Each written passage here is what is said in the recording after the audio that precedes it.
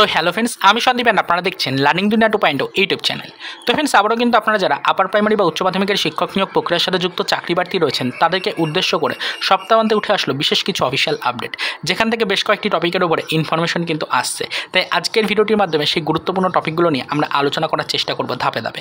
Already কিন্তু আপনারা আমাদেরকে অনেকেই প্রশ্ন করেছেন যে ইতিমধ্যে কিন্তু আমাদের টেট সার্টিফিকেট কিন্তু প্রোভাইড করা হচ্ছে এসএসসি অর্থাৎ স্কুল সার্ভিস কমিশনের পক্ষ থেকে আপার প্রাইমারি 2012 চাকরি প্রার্থীদের জন্য। তো 2012 টেট পাস চাকরি প্রার্থীদের টেট সার্টিফিকেটটা প্রদান করা হচ্ছে। তো এই টেট সার্টিফিকেট হাতে পাওয়ার পর সেটার ভ্যালিডেশন এক্সটেন্ড করানোর জন্য অবশ্যই কিন্তু আপনাদেরকে অ্যাপ্লিকেশন ফর্ম জমা দেওয়ার জন্য নির্দেশিকা দিয়েছে এসএসসি বোর্ড অর্থাৎ স্কুল সার্ভিস কমিশন। তো এবার বিষয়টা আসছে যে কোন কোন ডকুমেন্টস আপনাকে সাবমিট করতে হবে বা অ্যাপ্লিকেশনটা যেটা করবেন সেখানে কোন কোন ডকুমেন্টস আপনি নিয়ে যাবেন, কোন কোন ডকুমেন্টস সাবমিট করবেন, এই নিয়ে একটা প্রশ্ন উঠছে। আপনাদেরকে পরিষ্কার জানিয়ে রাখার চেষ্টা করি যে ইতিমধ্যে যে ডেটা ক্যালেন্ডার বা যে শিডিউলটা প্রকাশ করেছে নোটিশ আকারে এসএসসি বোর্ড, তো সেখানে পরিষ্কার করে কিন্তু এই বিষয়ে নিয়ে কোনো আপডেট দেওয়া নেই। শুধু বলা হয়েছে 31শে জুলাই পর্যন্ত আপনাদের কিন্তু এই অ্যাপ্লিকেশন গ্রহণ করা হবে।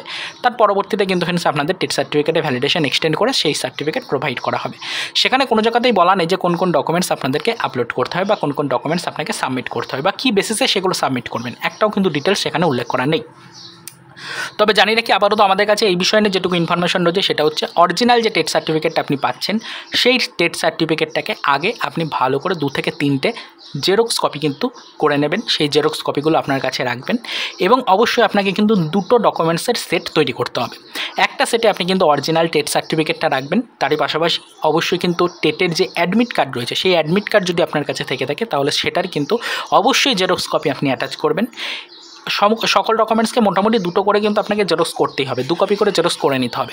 এবার কিন্তু 2টো করে সেট তৈরি করবেন। তো একটি সেটের মধ্যে থাকছে টেট সার্টিফিকেট অরিজিনাল কপি, আর একটি সেটের মধ্যে থাকছে টেট সার্টিফিকেটের জেরক্স কপি। এবার তার সাথে কিন্তু অ্যাটাচ করলেন টেটের আপনার যে অ্যাডমিট কার্ড রয়েছে সেই অ্যাডমিট কার্ডের জেরক্স কপি, দুটোতেই রাখলেন। এর পাশাপাশি অবশ্যই একটি ফটো আইডেন্টিটি প্রুফ লাগবে, যেখানে কিন্তু আপনি এপিক কার্ড দিতে পারেন, ভোটার আইডি কার্ড দিতে পারেন, অথবা কিন্তু ফ্রেন্ডস আপনি দিতে পারেন আপনার আধার কার্ডটি, অথবা কিন্তু ফ্রেন্ডস আপনি দিতে পারেন আপনার প্যান কার্ডটি। যে কোনো একটি ফটো আইডেন্টিটি প্রুফ আপনি কিন্তু অ্যাটাচ করতে পারেন, অথবা এর সাথে কিন্তু আপনি পাসপোর্ট যদি থেকে থাকে আপনার সেটাও কিন্তু দিয়ে আপনি আপনার ফটো আইডেন্টিটি কিন্তু দিতে পারেন। যে কোনো একটি ডকুমেন্টস কিন্তু আপনি অ্যাটাচ করবেন। এই ডকুমেন্টসটার কিন্তু অবশ্যই 2 কপি ফটোকপি করে নেবেন, 2টো সেটআপের সাথে কিন্তু এটাকে অ্যাটাচ করাতে হবে। তো অবশ্যই এই সকল ডকুমেন্টসগুলোকে কিন্তু ফ্রেন্ডস আপনাকে নিয়ে যেতে হবে। তো এর সাথে সাথে বলে রাখি অবশ্যই আপনাকে কিন্তু একটা অ্যাপ্লিকেশন ফর্ম কিন্তু তৈরি করতে হবে, একটা অ্যাপ্লিকেশন ফরম্যাট তৈরি করতে হবে। অ্যাপ্লিকেশন ফরম্যাটটা আপনি কিন্তু বাই হ্যান্ড লিখে তৈরি করতে পারেন, অথবা আপনি কিন্তু আপনার অ্যাপ্লিকেশন ফরম্যাটটা টোটালি কিন্তু অনলাইন মোডে সেটাকে কিন্তু প্রিন্ট করে নিতে পারেন বা সেটাকে টাইপ করে প্রিন্ট করে নিতে পারেন। যে অ্যাপ্লিকেশন ফর্মটা টাইপ করে প্রিন্ট করবেন সেই অ্যাপ্লিকেশন ফর্মটারও কিন্তু জেরক্স করে নেবেন এবং 2টো সেটের সাথেই কিন্তু সেটাকে অ্যাটাচ করবেন।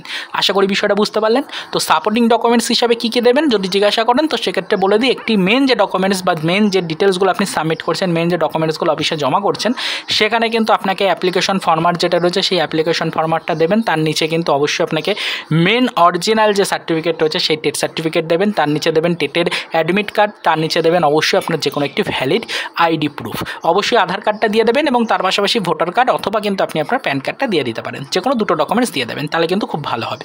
তো এইভাবে 2টো সেটআপ তৈরি করলেন, একটিতে সম্পূর্ণ ডকুমেন্টসের জেরক্স কপি করলেন এবং আরেকটিতে কিছু কিছু অরিজিনাল ডকুমেন্টস দিয়ে মেন সার্টিফিকেটগুলোর জেরক্স কপি দিয়ে আপনি কিন্তু সেটাকে পিন আপ করে রেডি করলেন।